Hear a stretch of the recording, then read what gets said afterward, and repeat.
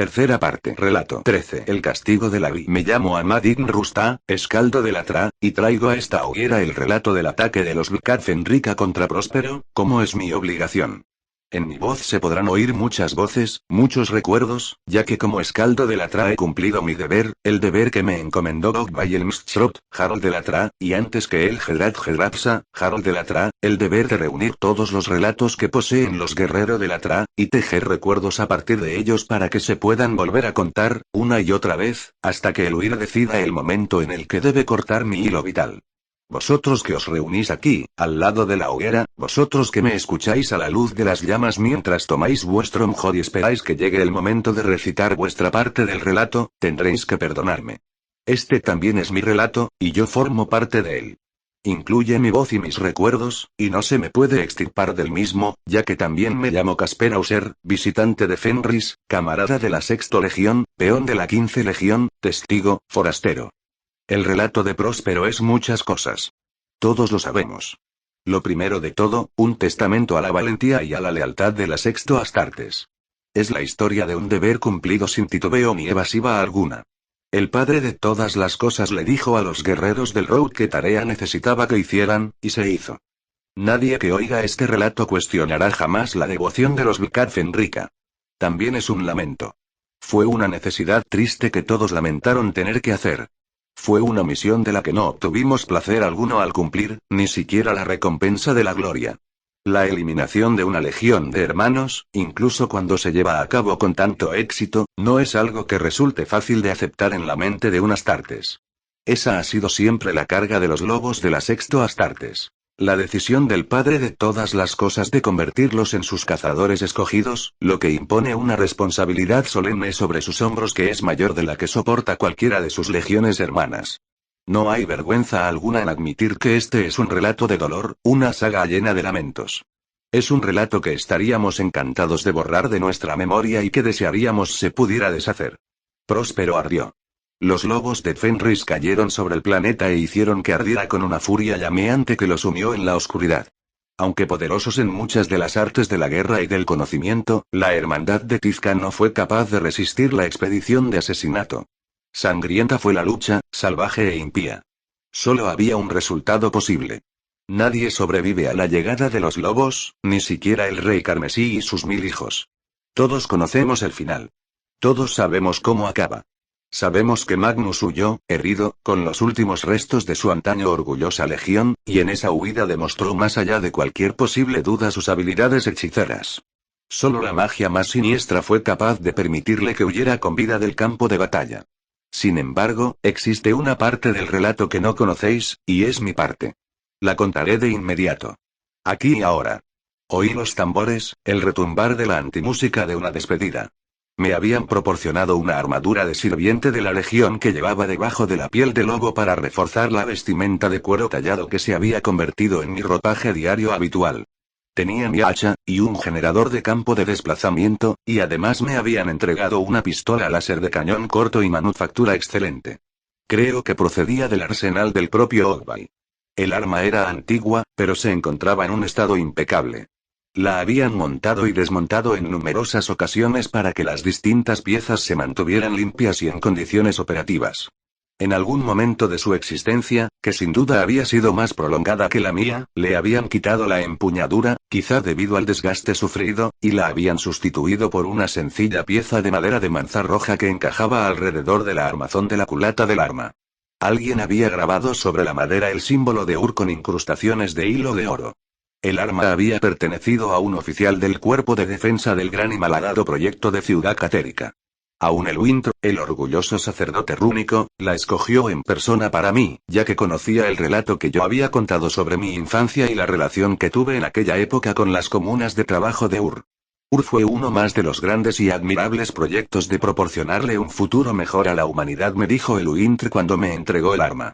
Fracasó, como tantos otros fracasaron, pero el espíritu de aquella idea era magnífico, y su intención admirable y sin tacha alguna.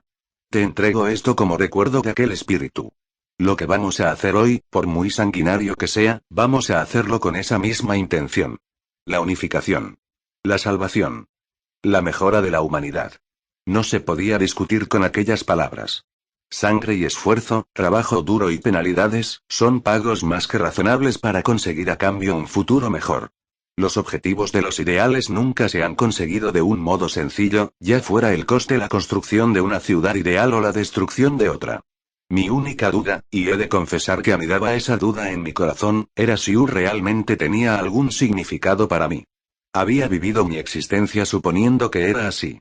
Había vivido mi existencia confiando en la solidez de mi identidad y de mis recuerdos. Ya no confiaba en nada. Oía un clavicordio. Veía un caballo de juguete de madera. Contemplaba cómo amanecía en tierra y le daba la espalda a una ventana para ver una cara que no recordaba. Unos ojos sin rasgos. Unos rasgos sin ojos. Piezas sobre un viejo tablero de juego. Un átame, que brillaba levemente en la oscuridad, como si su hoja afilada fuera de hielo. Acepté el arma de todas maneras. Las cubiertas de embarque del Nidogur estaban abarrotadas.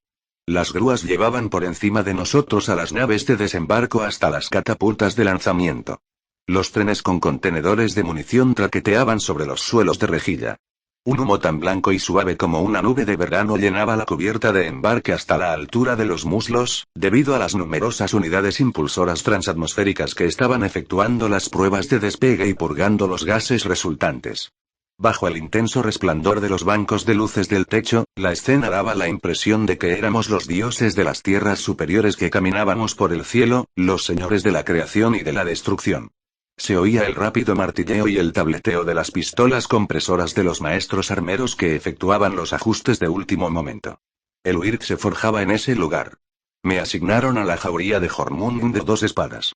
Oso se encontraba entre los guerreros de la unidad, lo mismo que Gotsmote, Aeska y el Uintr.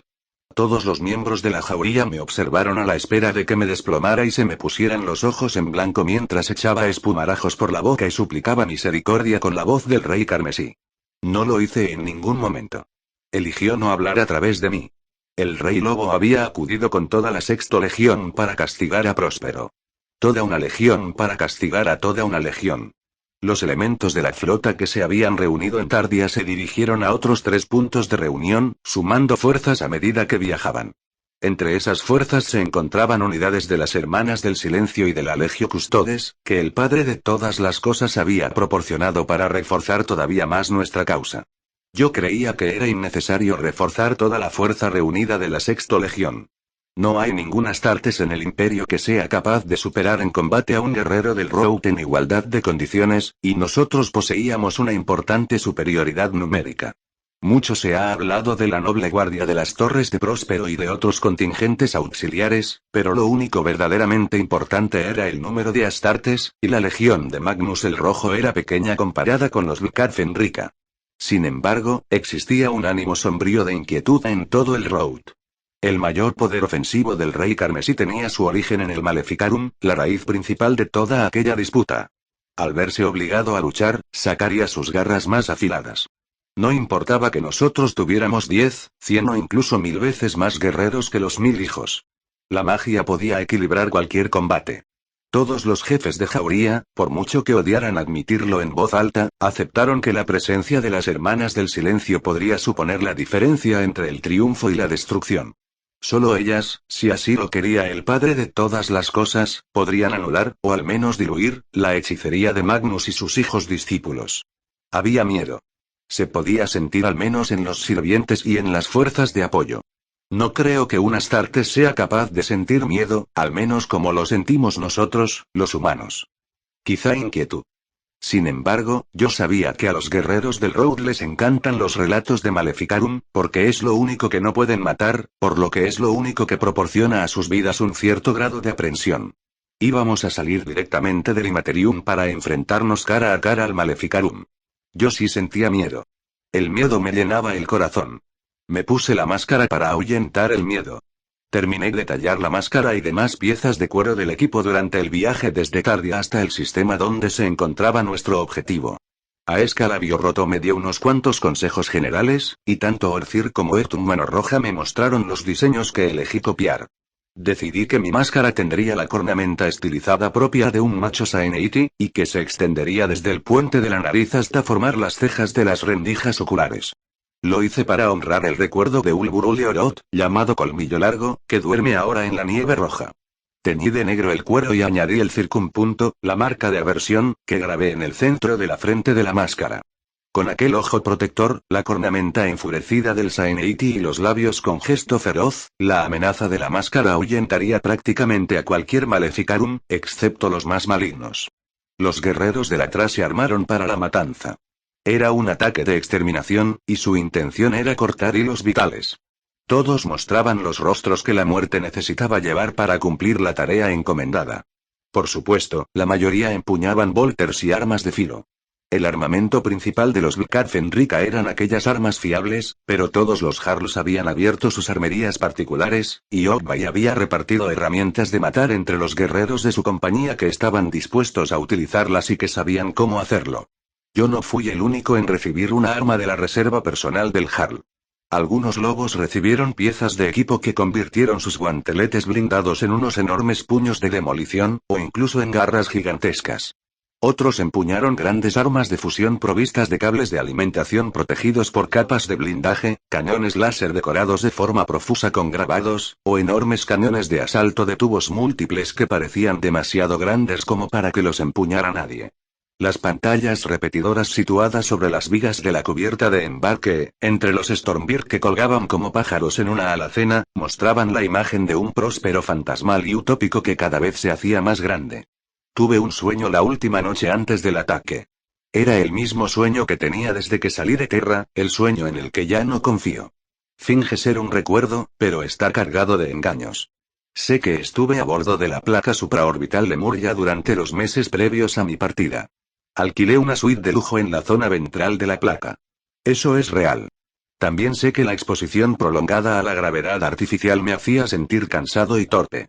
Recuerdo que la luz dorada entraba en mi estancia cada mañana a través de la contraventana, y que daba un aspecto dorado a los objetos y un aspecto suave y bruñido a la estancia. Recuerdo que siempre se oía un campanilleo electrónico con la alarma de las 5. Había ido a Lemuria a acostumbrarme a la estancia en el vacío antes de tomar una nave en la que había adquirido pasaje. También había ido allí para evitar a la gente. Estaba absolutamente decidido a tomarme un período sabático y a liberarme de las cadenas de Terra, y no necesitaba que almas bien intencionadas como Vasily intentaran convencerme una y otra vez de que abandonara la idea. Por supuesto, ahora sé que las circunstancias no eran las que yo creía en aquel momento. Mi situación en el conservatorio no era tan insostenible o carente de apoyo como yo pensaba. Todos estos hechos los conozco ahora por fuentes absolutamente fiables. No creo que estuviera en posesión de todas mis facultades mentales. Incluso en aquellos momentos ya me habían influido. De hecho, probablemente esa influencia era muy anterior a esa época de mi vida. Alguien me había metido esa idea en la cabeza, lo mismo que la idea de investigar Fenris. Hermanos, decidme sinceramente, ¿qué persona que tema a los lobos se enfrenta a su miedo viajando a un planeta repleto de lobos? Es una estupidez. Además, y tendréis que perdonarme, ni siquiera estaba especialmente interesado en la cultura fenrisiana. Esa fascinación también me la metieron en la cabeza. La otra razón por la que permanecí en la placa supraorbital fue para visitar las clínicas biomédicas. Algún instinto, o un instinto inducido, me advirtió de que Fenris no era un lugar en el que se pudieran tomar notas o guardar registros escritos. Así pues, decidí que me operaran para reemplazar mi ojo derecho por una copia cibernética que también era un aparato de grabación óptica. Mi verdadero ojo derecho, que me quitaron quirúrgicamente, lo conservan en éxtasis en los bancos de órganos de la clínica, listo para serme reimplantado cuando vuelva. A veces me pregunto qué sueños estará viendo. Ese sueño recurrente comienza en mi habitación cuando me despierto al sonar la alarma de las 5. Es el día que tengo planificada la operación. Soy viejo, más viejo de lo que soy ahora excepto en los años. Mi cuerpo está muy cansado. Me levanto y me acerco cojeando a la ventana. Aprieto el botón que abre la contraventana, que se eleva a lo largo de su marco con un leve zumbido, lo que deja que la luz dorada inunde la estancia. Miro al exterior y disfruto de la vista. He hecho esto mismo todas las mañanas desde que llegué, porque sé que quizás serán las últimas ocasiones en las que podré contemplar una vista tan magnífica con mis propios ojos. Mis verdaderos ojos. El sueño había tenido más detalles la noche anterior al ataque a Próspero. No creo que nadie hubiera añadido más elementos. Creo que, simplemente, ya había pasado por ese sueño tantas veces que cada vez captaba más y más detalles. Divisé a través de la puerta medio abierta del armario un caballo de juguete de madera colocado sobre la cajonera de la ropa. Oí la música de clavicordio que me llegaba de una habitación cercana. Me llegó el olor a zumo de manzana roja recién exprimida. La Prix d'Aumar que había ganado estaba colocada sobre un pequeño y hermoso cofre situado al lado de una antigua caja de oraciones de Osetia. En una mesa pequeña que se encontraba junto a la ventana había un tablero de regicida. Por la posición de las piezas, a la partida no le quedaban más de 2 o 3 movimientos para terminar. Me acerqué a la ventana esperando ver el reflejo de la cara de la persona que se encontraba justo a mi espalda. Esperé a que el terror se apoderara de mi alma. Esperé a preguntar: ¿cómo puede ser que estés aquí? Me di la vuelta con la esperanza de que ese rostro fuera otro de los detalles que se veían con más claridad respecto a ocasiones anteriores. Lo único que llegué a ver antes de despertarme fueron los ojos. Eran unos ojos sin ningún rasgo distintivo, y brillaban como marcas de aversión. ¿Habíamos esperado encontrar resistencia? Por supuesto que sí. A pesar de nuestra confianza y superioridad innatas, a pesar de nuestra imagen de fuerza terrible, esperábamos que presentaran oposición al ataque. Que jamás se diga que los 1000 hijos de Próspero no eran grandes guerreros. Eran astartes. Ese simple hecho los eleva por encima de cualquier otro guerrero. Durante la Gran Cruzada los respetamos como hermanos y camaradas de armas, y en el ataque los respetamos como los enemigos mortíferos que eran. Había que tomarlos en serio, como los oponentes que eran, a pesar de carecer de su hechicería de brujos. Además, Próspero era su planeta natal. Una legión siempre es más fuerte en su base. Las fortalezas del planeta natal de la 18 Legión Astartes de nuestro padre de todas las cosas son los baluartes más formidables e inexpugnables del nuevo imperio. Cuando la flota de castigo se acercó a toda velocidad a Próspero como una inmensa manada de larvas de los Balur, quedó claro que el planeta había desactivado sus defensas. Todos los sistemas estaban desconectados, desde los orbitales hasta los de defensa en tierra. Todas las ciudades estaban protegidas por campos de energía, pero eso era lo habitual y no una respuesta a la amenaza inminente. Captamos rastros que indicaban la huida de naves civiles en gran número del planeta y del sistema. Algunas todavía estaban haciéndolo. Nos lanzamos a la persecución de algunas de esas naves y las abordamos. Tomamos prisioneros a la tripulación y a los pasajeros, y los sacerdotes rúnicos los interrogaron para reunir hasta el más mínimo fragmento de información útil. Más tarde me enteré de que en una de esas naves, la Kypria Selene, viajaban rememoradores imperiales que habían sido asignados a Próspero para registrar los hechos de la 15 Legión. Me dijeron que uno de ellos era un anciano al que describieron como el escriba de Magnus. Me hubiera gustado conocerlos y hablar con ellos. Me hubiera gustado muchísimo oír sus relatos y escuchar la voz del otro lado. No tuve la oportunidad de hacerlo. Tan solo me enteré de su presencia mucho después de que todo acabara, y desconozco qué fue de ellos. Dos Espadas aventuró la posibilidad de que el rey carmesí hubiera capitulado. Magnus el Rojo no se había comunicado para informar de su rendición, pero había visto lo equivocado de sus actos y la desgracia en la que había hecho caer a la 15 Legión, y quizá por ello había hecho que los civiles inocentes se marcharan y no había activado las defensas para aceptar su destino con humildad, lo mismo que un individuo culpable deja expuesto el cuello sobre el tajo del verdugo. Si eso era cierto, indicaría un gran remordimiento y contrición por parte de Magnus. Dos Espadas supuso que, en ese caso, tan solo tardarían unas pocas horas en cumplir por completo la misión. Sin embargo, Ogbai le refutó esa idea. El Jarl nos recordó a todos con palabras juiciosas que había sido la brujería lo que había provocado aquella sentencia condenatoria contra Próspero y el rey carmesí. Era más que probable que existieran otras defensas, listas y preparadas, letales y poderosas, que eran maleficarum e invisibles a nuestros sensores. Esperamos. La imagen de alta resolución de Próspero era ya tan grande que llenaba las pantallas repetidoras. Comenzamos a sentir los leves tirones de la gravedad artificial de las correcciones orbitales.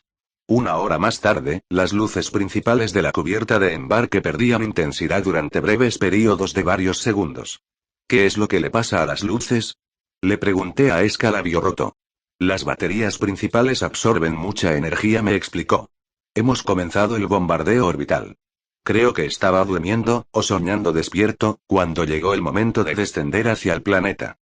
Recordaba la comuna donde crecí, los campos con tiendas de campaña de las tierras altas del desierto, la larga habitación, las mesas de enseñanza en el anexo de la biblioteca, los cuentos sobre lobos para hacer que nos portáramos bien. Gotsmote me sacudió de un brazo. Estamos listos, me dijo. Los tambores retumbaban. Subimos a nuestro Stormbird. Como escaldo, tenía derecho a ir a donde quisiera, y a escoger el asiento de descenso que quisiera, pero elegí uno de los de reserva, situados al fondo de la nave, y no uno de los numerados para ellos porque no quería ofender a mis hermanos rompiendo su cohorte. Las jaulas protectoras de los asientos bajaron y se aseguraron con un siseo neumático. Comprobamos los arneses. Los sirvientes y los servidores aseguraron las armas de mayor tamaño en las estanterías superiores o en las placas de almacenaje magnético, pero se apresuraron a salir en cuanto la rampa comenzó a subir. Toda la estructura de la nave retemblaba con la potencia contenida de los motores. El rugido que surgía de las toberas casi ahogaba las conversaciones a gritos que tenían por el comunicador los pilotos, la tripulación de tierra y los supervisores de la cubierta. Las luces pasaron a tener un color rojo sangre y las sirenas aullaron como trompetas de guerra. Los pistones hidráulicos movieron como piedras relámpago, y la aceleración nos golpeó como el impacto de un martillo. Nuestros Stormbird salieron de la panza del Nidogur como proyectiles trazadores de un cargador de tambor. La veintena de naves que había en órbita soltaron sus naves de asalto del mismo modo. Miré a Gotsmote. Ahora todos nosotros somos malas estrellas, le dije. El fuego del hogar todavía arde con fuerza. Todavía hay carne en vuestros platos y mujod en vuestras jarras, y yo todavía tengo mucho que contar de este relato. Así pues, en Próspero, hace muchos grandes años, luchamos contra los traidores de la 15 Legión. Fue una lucha dura. La más dura de todas. La más encarnizada de la historia de los Vlkad Fenrika. Tormentas de fuego, aire en llamas, ciudades de cristal donde los 1000 hijos nos esperaban con las luces de los incendios reflejándose en el vidrio de las ventanas. Cualquiera que haya estado allí lo recordará. Nadie que haya estado allí será capaz de olvidarlo. Descendimos entre llamas. Bajamos a toda velocidad pasando al lado de las plataformas de defensa orbital que ardían de un extremo a otro, de enormes baterías que quedaron destruidas antes de haber efectuado un solo disparo. Ardieron mientras se tambaleaban en el cielo y se desplomaban en unas órbitas lentas y progresivamente más bajas dejando tras de sí largas estelas de restos o incluso formando grandes bolas de fuego al estallar los reactores de energía. El mundo que nos esperaba abajo también ardía. El bombardeo orbital había incendiado Próspero y dejado la atmósfera en llamas. Los torbellinos de hollín y de escombros de miles de leguas de anchura giraban como huracanes. Las gigantescas columnas de energía de plasma habían achicharrado toda la flora y la fauna y habían convertido los mares en bancos abrasadores de vapor y de gases tóxicos. El intenso bombardeo de las armas láser de las baterías pesadas había evaporado los deltas de los ríos y había derretido en muy poco tiempo los casquetes polares. La munición cinética y las bombas de gravedad habían caído como el peor granizo del momento más duro del crudo invierno fenrisiano, y los proyectiles habían plantado nuevos bosques de brillantes llamas líquidas que brotaban, crecían, se extendían y morían, todo ello en cuestión de unos pocos minutos. Las oleadas de misiles dirigidos, veloces y plateados como bancos de peces que huían de la red de un pescador en mitad del verano, transportaron sus cabezas hasta la superficie del planeta, donde reventaron el suelo y lo esparcieron por el aire. La atmósfera se espesó hasta convertirse en una especie de sopa tóxica. Las bombas de magma y las atómicas, los martillos de los dioses, ya habían alterado la propia geografía del planeta. Las montañas habían quedado aplanadas, las llanuras se agrietaron, los valles se elevaron hasta quedar convertidos en nuevas colinas de escombros y tierra. La corteza de Próspero se fracturó. Vimos las grietas ardientes y palpitantes de sus heridas mortales, con unos inmensos cañones de fuego recién creados que partían continentes enteros. Aquello era la gran alquimia de la guerra. La luz y el calor, la energía y la fisión habían transformado el agua en vapor, la roca en polvo, la arena en vidrio, los huesos en gas. Las nubes en forma de seta que no dejaban de girar sobre sí mismas, tan altas como nuestro Aether Fenris, salpicaban el horizonte hacia el que nos dirigíamos. El vuelo no fue fácil ni suave. Ningún descenso de desembarco desde un transporte en órbita baja lo es. Descendimos en picado, como halcones lanzados contra su presa, y solo nivelamos la trayectoria cuando la superficie del planeta estaba ya justo debajo de nosotros. Cuando nuestra nave alzó el morro, luchando como una gran serpiente marina atrapada en el anzuelo, notamos la tremenda fuerza de la gravedad que tiraba de nosotros. El Stormbird se estremeció como si estuviera decidido a deshacerse en pedazos. Finalmente consiguió estabilizar la trayectoria y ceñirse a la superficie del terreno. Los pilotos no disminuyeron la velocidad y la nave continuó estremeciéndose. Saltamos y nos vimos sacudidos con cada cambio del terreno, y nos inclinamos bruscamente con cada aullido de las alarmas de colisión. Algunas de las naves de desembarco no sobrevivieron a la experiencia. Algunas no consiguieron recuperarse del descenso en picado. Que yo sepa, 2 quedaron destruidas cuando chocaron entre sí y se arrancaron mutuamente las alas. Para entonces, por supuesto, los guerreros de Próspero ya habían comenzado a responder al ataque. Las baterías de defensa de la ciudad principal abrieron fuego, y algunas de las naves que se acercaban quedaron borradas del cielo, ya fuera porque estallaban directamente en mitad del aire o porque se desplomaban de forma incontrolada, igual que polillas envueltas en llamas. Estábamos en las manos del huir. Cada vez quedaban cortados más hilos vitales y ¿qué, hermano? He dicho que éramos como halcones lanzados contra su presa. Halcones. Seguro que conoces esa palabra, ¿verdad? Ah, ya veo lo que ha ocurrido. A veces, cuando me invade la emoción, cuando me dejo llevar por el entusiasmo provocado por el drama del relato, caigo en mis antiguas costumbres y utilizo una palabra de gótico bajo en vez de Hubjik. Es una costumbre que tengo y que nunca he conseguido eliminar. Son las últimas trazas del lenguaje que hablaba en mi vida anterior. Te pido perdón. No quería interrumpir el relato. Lo primero que hice cuando puse pie en Próspero fue matar a un hombre. Esta es una parte importante de mi relato personal, ya que, hasta aquel día, nunca había cortado un hilo vital. No, jamás. Soy un escaldo, no un guerrero, pero aquel día negro, decidí que ya no sería más simplemente un observador indefenso. Durante la batalla en el planeta natal de la quietud dolámica hubo guerreros que lo dieron todo para protegerme durante los combates. No quería ser de nuevo una carga semejante. Ya había pedido armas y armadura para protegerme, y en Próspero estaba decidido a hacer algo más que eso. Decidí luchar junto a mis hermanos cuando surgiera la necesidad. Después de todo, los sacerdotes lobo me habían dado unos brazos y una espalda fuerte con ese propósito. El Stormbird que nos transportaba se posó violentamente con los cohetes aullantes, sobre una plataforma lisa de rococemento bajo una grúa en el distrito industrial de Tizca, la gloriosa ciudad entre ciudades de Próspero. Incluso ahora, hermanos, incluso ahora que ha desaparecido, el recuerdo de Tizca permanecerá a lo largo de los siglos junto a Roma, Alexandria y Memis como una de las mayores ciudades de la humanidad. Fue y es una Cartago, una deshecha, incluso una Atlantis, con el hilo vital cortado y quemado, las torres derribadas, y los escombros retirados, pero una ciudad que persistirá en la memoria de nuestra raza. Fue planeada y construida como una magnífica ciudad abierta, con hermosas hectáreas de parques y jardines urbanos que se extendían entre las enormes torres de cristal y los zigurats de vidrio. Las inmensas paredes cristalinas reflejaban el sol, por lo que irradiaban luz como si fueran espejos, o el cielo de color azul oscuro, por lo que pasaban a formar parte de ese mismo cielo. De noche reflejaban la cúpula de estrellas formando unas pantallas perfectas en las que se podían contemplar las constelaciones mientras realizaban sus coreografías rituales. Había barrios y plazas rebosantes de gentes, con mercados magníficos y espacios públicos elegantes, sobre todo los que conducían hacia el puerto. Habíamos aterrizado en uno de los distritos menos elegantes de la vasta ciudad, uno de aquellos sectores funcionales y necesarios, pero incluso allí se notaba el esplendor.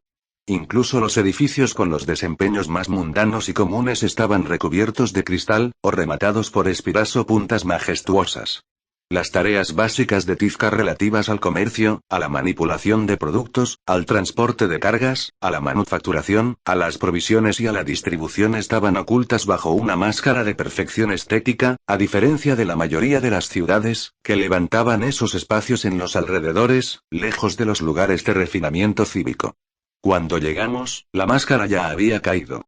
Los múltiples impactos retumbantes del bombardeo, además de las numerosas explosiones de la munición, habían destrozado la mayoría de los cristales de los edificios que nos rodeaban, lo que había dejado a la vista las estructuras internas y el entramado de vigas. Algunos ardían con intensidad. Hasta el propio aire temblaba por el efecto distorsionador de la elevada temperatura. Los espacios abiertos y los patios de carga estaban sembrados de trozos de espejos como si se hubieran convertido en playas de guijarros de cristal pulido. Cada uno de aquellos fragmentos reflejaba una parte de las llamas, por lo que centelleaban y brillaban como un trillón de luciérnagas. Cada paso que dábamos para alejarnos de la rampa del Stormbird provocaba un crujido. Las cabezas de combate perforantes habían abierto unos agujeros inmensos en el suelo de rococemento, lo que había dejado a plena vista algunos de los túneles de servicio, el entramado oculto de arterias que atendían de un modo invisible las necesidades de la ciudad. Otros Stormbird pasaron por encima de nosotros, y volaban tan bajo que daba la sensación de que bastaba alzar el brazo para tocarlos al pasar. Algunos aterrizaron en puntos cercanos a nosotros. La luz del día había adquirido un color extraño y sombrío, una tonalidad violácea que sugería la posibilidad de que el cielo hubiera contraído alguna especie de enfermedad. El humo se movía impulsado por el viento, y no dejaba de girar y removerse sobre sí mismo, lo que reducía la visibilidad. Lo único que era capaz de oler era el hedor a quemado. Lo único que era capaz de oír eran aullidos. El aullido de los motores de las naves transatmosféricas, el aullido de los incendios, los aullidos de la gente. Luego comencé a oír el retumbar lejano de las bombas, y el estampido cercano de los disparos de Volter. Entramos en la torre de la grúa, que formaba parte de una planta manufacturera de varios niveles que había quedado desprovista de toda su cobertura de cristales. En las plantas superiores se veían algunas llamas, que silueteaban los costillares negros que formaban las vigas en el trasfondo de color naranja brillante. Más abajo, donde nosotros nos encontrábamos, el fuego provocaba unas sombras frenéticas y saltarinas. Los lobos no lo dudaron y se lanzaron de cabeza hacia el interior en busca de objetivos. Se separaron para explorar la zona por sectores. Gotzmote y Aeska fueron los primeros en subir por la escalera de peldaños de rejilla que llevaba al segundo nivel, donde una plataforma con barandilla estaba conectada con una pasarela de mayor tamaño que pasaba por encima de una especie de muelle de maquinaria. Corrí con ellos. Casi di un salto en el aire al oír el repentino y brutal estampido de los Volters cuando aquellos de nuestros hermanos que se encontraban debajo dispararon al encontrar la primera resistencia. Aeska gritó algo y comenzó a disparar contra una pasarela situada un nivel por encima de donde estábamos. Sus proyectiles explosivos arrancaron trozos del suelo y de la barandilla metálica, y vi varios cuerpos humanos desplomarse hacia las llamas que los esperaban abajo. Me di cuenta de que estaban disparando contra nosotros. Vi a varios individuos en una plataforma del nivel donde nos encontrábamos. Eran soldados con casacas carmesíes y cascos plateados. Las casacas estaban decoradas con unos trenzados fruncidos y dorados, como si se hubieran vestido para desfilar durante un día soleado. Algunos ya empuñaban sus sables, preparados para el combate. Todos ellos disparaban con armas láser. Gotzmote soltó un rugido y se lanzó a la carga con el hacha en alto. Vi a uno de los individuos de casaca roja estallar cuando recibió un disparo del arma de Aeska. El humo provocado por los incendios de los pisos superiores llegó hasta nosotros impulsado por un cambio de viento y me cegó durante unos momentos. El humo todavía no se había disipado cuando sentí una leve concusión delante de mí, y otra más. 2 disparos láser habían impactado contra mi campo de desplazamiento y se habían disipado tras convertirse en unas bolas chasqueantes de energía. El tirador se encontraba justo delante de mí, a unos 6 metros, al lado de la barandilla de la pasarela. Era un individuo joven, atractivo, con un aspecto regio con su casaca roja y su casco plateado. Me apuntaba con su arma láser al mismo tiempo que me gritaba. Disparó de nuevo, y el rayo chasqueó al chocar contra mi escudo corporal. Tenía la pistola de Ur en la mano derecha. Ni siquiera había pensado en que tenía que empuñarla. Mi reacción fue instintiva, pero veloz y efectiva por el entrenamiento que había recibido a manos de Gotzmote. Respondí a sus disparos y lo maté. Lo único que hizo evidente mi falta de experiencia, lo único que indicó mi virginidad en combate, fue que empleé demasiada fuerza letal. Gotzmote me había enseñado a apuntar y a disparar. Era capaz de desenfundar la pistola y acertar a un blanco a 20 metros. Mi primer disparo le dio de lleno en el pecho, y habría sido más que suficiente, pero me estaba disparando, y ya me habría matado si no hubiera sido por el campo de desplazamiento, así que dejé el gatillo apretado. La pistola de Ur le disparó otras 3 veces, todas en el estómago.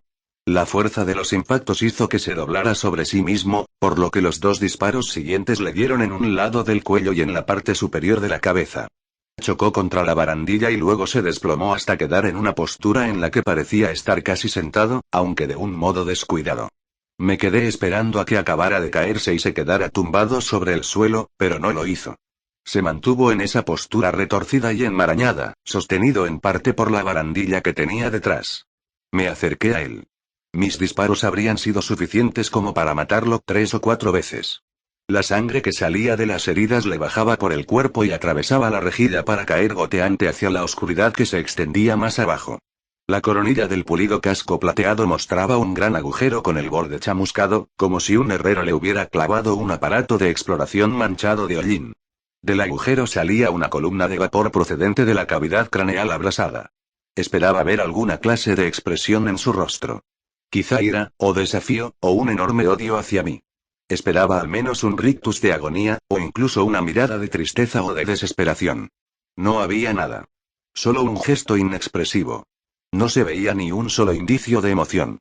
Desde entonces he aprendido que eso es lo que ocurre con la cara de los muertos.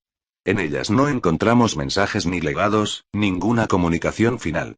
La vida parte y el rostro se hunde. Cuando se corta el hilo vital, la tensión desaparece, y solo la vacuidad de la ausencia permanece. Los soldados de las casacas rojas eran los miembros de la guardia de las Torres de Próspero. Sus regimientos nobles y bien equipados formaban el núcleo de las fuerzas de defensa locales. Tenían tan buen entrenamiento y eran tan efectivas como cualquier división de élite del ejército imperial. Parecían demasiado civilizados y decorativos como para soportar el grueso del asalto de los lobos. Parecían individuos confundidos por la interrupción de una ceremonia formal de gala. Más que quedarse a luchar, parecía que debían echar a correr para huir. Pero no huyeron. Admitamos su coraje y que entré a formar parte de relato. Se enfrentaron a la Sexto Astartes, la máquina de matar más eficiente e inmisericorde de todo el arsenal del imperio, y no cedieron terreno. Se enfrentaron a bárbaros gigantescos y enloquecidos que parecían unas caricaturas feroces de los Astartes, y no huyeron.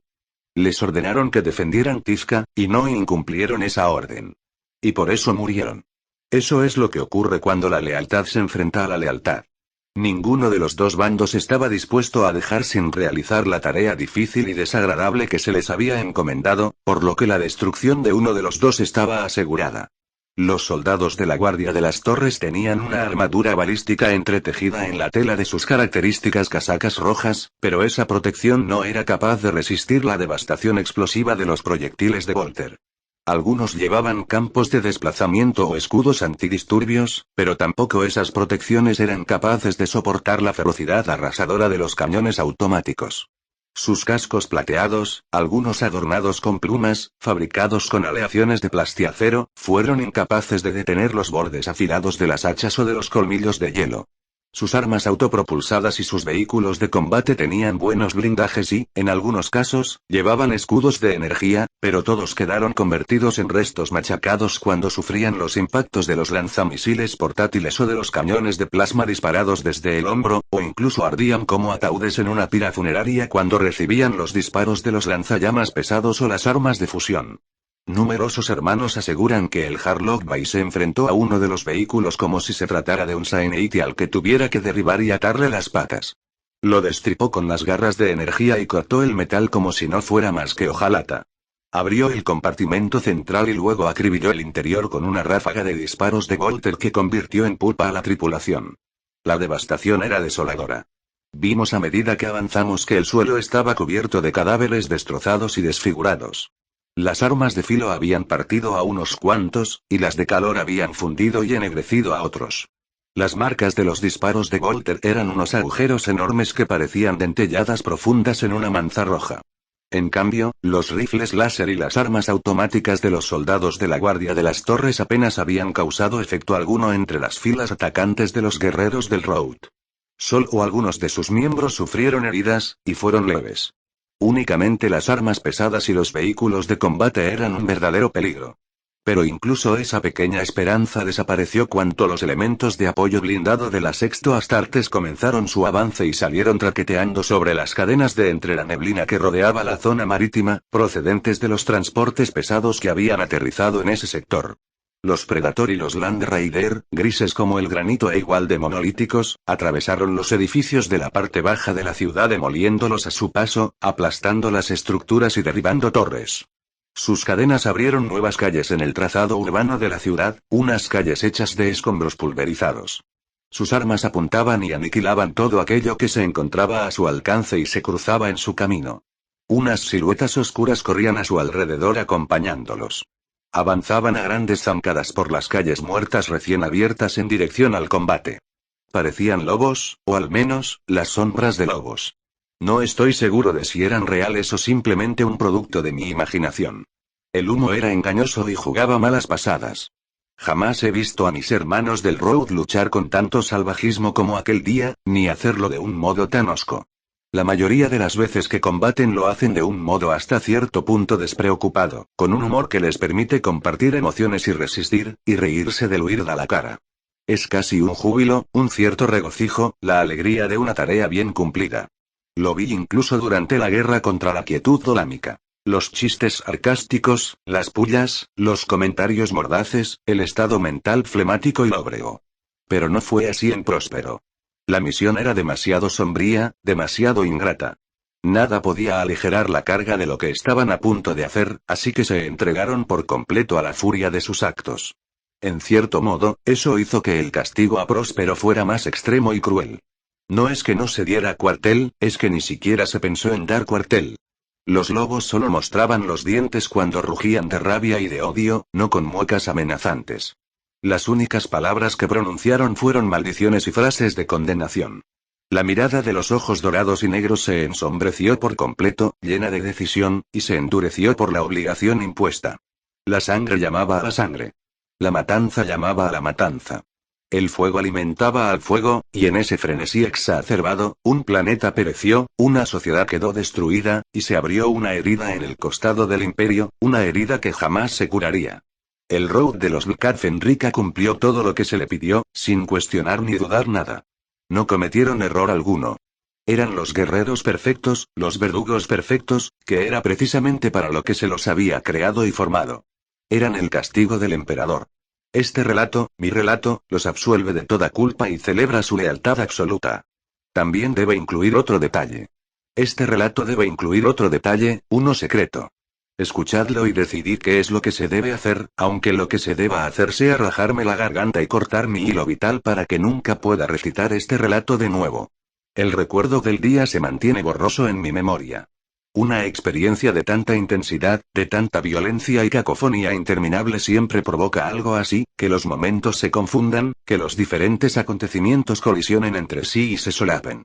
Recuerdo que estaba en un parque, o lo que quedaba de un jardín público. Toda la vegetación estaba ardiendo. Había una pequeña estructura, una especie de capilla, que había sufrido un impacto indirecto y vomitaba una humareda negra al cielo de color violeta. Habíamos entrado desde el este, y recibimos fuego cruzado al hacerlo.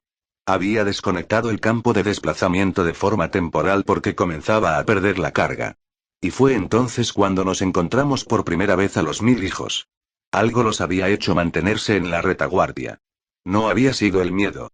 Quizá era que no podían soportar la idea herética de enfrentarse en combate a sus hermanos astartes. Quizá se trataba de alguna clase de estratagema táctica para conseguir una ventaja. Quizá se habían contenido, como si no se hubieran opuesto a nuestro avance inicial porque aceptaban su castigo, pero que al igual que los soldados de la Guardia de las Torres, habían acabado descubriendo que no eran capaces de quedarse quietos mientras veían arder su ciudad. Tenían un aspecto magnífico con sus armaduras rojas de rebordes dorados y sus cascos rematados por la cresta nasal característica de su legión.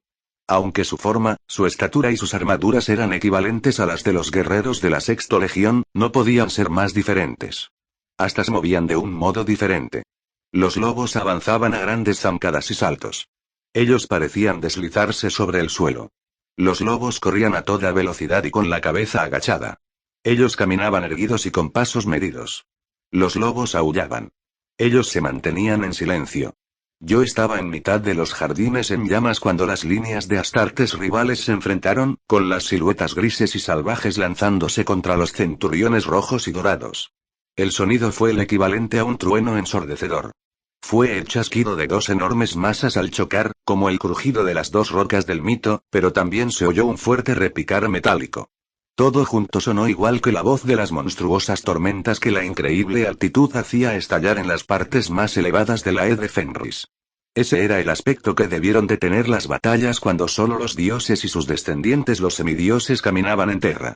Unos humanoides gigantescos con armaduras regias, unas oscuras y cubiertas de pieles como las deidades celestiales de los Aesir boreales, y las otras doradas y altivas como los dioses eruditos del Egipto faraónico. Los guerreros de ambos bandos propinaron unos golpes terribles a sus oponentes. Los astartes salieron despedidos de espaldas o acabaron partidos por la mitad, o los cuerpos se voltearon brutalmente sobre sí mismos, o las cabezas giraron con fuerza y brusquedad. Las armas de filo de Fenris abrieron tajos en las armaduras de Próspero, y las armas de energía de Próspero abrieron agujeros humeantes en las armaduras de Fenris. La línea de combatientes se tambaleó en ambas direcciones como si intentara compensar la fuerza del choque, pero luego dio la impresión de que el ansia carnívora de los Vlad Fenrika acabaría por completo con los guerreros de la 15 Legión. Y aquel fue el momento en el que empezamos a morir, hermanos míos. Aquel fue el momento en el que empezamos a morir en un número significativo. Los 1000 hijos lanzaron su Maleficarum, el veneno que llevan en las venas. Las descargas eléctricas saltaron desde los báculos y las puntas de los dedos. Una inmundicia radiante, parecida a la antiluz de la disformidad, surgió de las lentes de los cascos y de las palmas de las manos extendidas. Los lobos quedaron destrozados por el contacto con aquella magia de combate, o salieron despedidos hacia atrás, rotos y quemados. Algunos quedaron petrificados en posturas humeantes de un dolor agónico. Los malditos traidores se lanzaron contra nuestras filas atacantes con las armas cargadas de aquella energía hechicera mientras de ellos emanaban un humo infernal y una luz repugnante. Los hilos acabaron cortados en manojos, igual que si fueran hierbas segadas. No solo fueron cortados. Algunos fueron quemados por completo, por lo que los guerreros no se limitaron a morir, ya que las vidas que habían tenido antes de ese momento cayeron en el olvido. Algunos quedaron convertidos en simples manchas de sangre, o en cadáveres descuartizados al azar. Algunos fueron desmembrados por espectros invisibles y los espíritus del aire. Algunos quedaron reducidos a poco más que unos montones de huesos blanquecinos y piezas de armadura ennegrecidas. Oje murió allí, reventado por el gesto de uno de los brujos. También vi morir a Svesl, partido por la mitad por una cuchilla invisible. La sangre salió de su cuerpo con una gran fuerza explosiva, como el líquido que saltaría de un contenedor presurizado. Eken. Cocido vivo dentro de su propia armadura. Ormormsen. Desangrado por completo. Bosul. Cegado y machacado. Likas piel nevada. Destripado y decapitado. Vanefel. Envuelto en una llamarada de color azul que lo consumió por completo y que no hubo forma de apagar. Sfensa Arl. Resecado hasta quedar convertido en un montón de ceniza. Aerdor. Transformado en un muñón humano retorcido del que salía humo. Demasiados. Demasiados. Los relatos que necesitaríamos para todas sus despedidas llevarían meses. La madera necesaria para sus piras funerarias agotaría el suministro de todo un gran año. Sentí justificación, porque el Maleficarum de los 1000 hijos era todo lo que se había dicho de él, todo de lo que se los había acusado. El castigo que infligíamos estaba más que justificado. Pero también sentí miedo, ya que no creí que consiguiéramos vencer, ni siquiera sobrevivir. A pesar de toda nuestra furia, a pesar de todo el poder de nuestros guerreros, seríamos exterminados, lo que demostraría que los 1000 hijos de Próspero eran unos monstruos y unos brujos. Hice precisamente lo que ningún escaldo debe hacer. Aparté la mirada. Dejé de mirar porque no quería ver la caída del Road. Por eso me perdí el comienzo de la salvación. Me perdí el momento en el que las guerreras de las Hermanas del Silencio bajaban por las montañas ennegrecidas cubiertas de escombros llameantes para dirigirse al combate. Sus espadas brillaban. De sus otras armas surgieron rayos de energía. No lanzaron ningún grito de guerra o de desafío. El vacío que representaban se extendió por toda la línea. Las nubes de Maleficarum se desvanecieron o fueron arrastradas como la niebla en una noche ventosa. Los brujos de la 15 Legión se atragantaron con las abominables palabras de sus conjuros. Se asfixiaron con la pronunciación repugnante de sus hechizos. Los vi retroceder trastabillando mientras se agarraban las gargantas y manoteaban intentando abrir los sellos de los cascos. Vi cómo la sangre salía a chorros y se filtraba por las lentes ópticas formando regueros espesos. Vi los gestos y los movimientos arcanos detenerse y convertir las manos en garras artríticas. Pocos segundos después de dejar aturdidos y sin poderes a los traidores de la 15 Legión con su silencio insidioso, las hermanas guerreras atacaron. Atravesaron la masa en retirada de los lobos y comenzaron a propinar tajos y estocadas con sus espadas largas. Su asalto fue una curiosa mezcla de frenesí y de elegancia. Cada estocada, cada tajo, cada giro era el acto consumado de un espadachín de élite, pero los impulsaba una locura asesina, una orgía histérica de mutilar y matar. Los lobos no se quedaron atrás. Liberados de la terrible matanza que la magia había provocado entre ellos, se situaron al lado de las guerreras e igualaron golpe a golpe y muerto a muerto los ataques de las hermanas del silencio. El combate se volvió físico de nuevo. Fue cinético, violento, visceral y explosivo. La sangre caía como rocío en la poca hierba que quedaba, y flotaba en el aire como una neblina. Los custodios llegaron junto a las guerreras de las hermanas del silencio. Sus formas doradas relucieron entre la confusión de los combatientes. Liberados de sus habituales deberes solemnes gracias a esa batalla, se mostraron tan carentes de autocontrol como cualquier lobo. Las hojas afiladas de sus alabardas estaban sedientas de sangre y ponme bebida en la jarra. Yo también tengo sed, y la garganta seca por la prisa. Quiero que lo oigáis todo. Quiero que lo veáis en vuestras mentes. ¿Lo veis? ¿Lo veis? Próspero está en llamas. Los estábamos haciendo retroceder hacia las grandes pirámides de cristal de Tizca. Las cápsulas de desembarco bajaban a través del cielo manchado como si fuera una lluvia de meteoritos. La luz se había estropeado. No quiero decir que fuera insuficiente. La luz del día se había estropeado, igual que la carne se estropea. Tizca había sido arrasada. La mayoría del trazado callejero había quedado borrado, y sus edificios y monumentos, demolidos.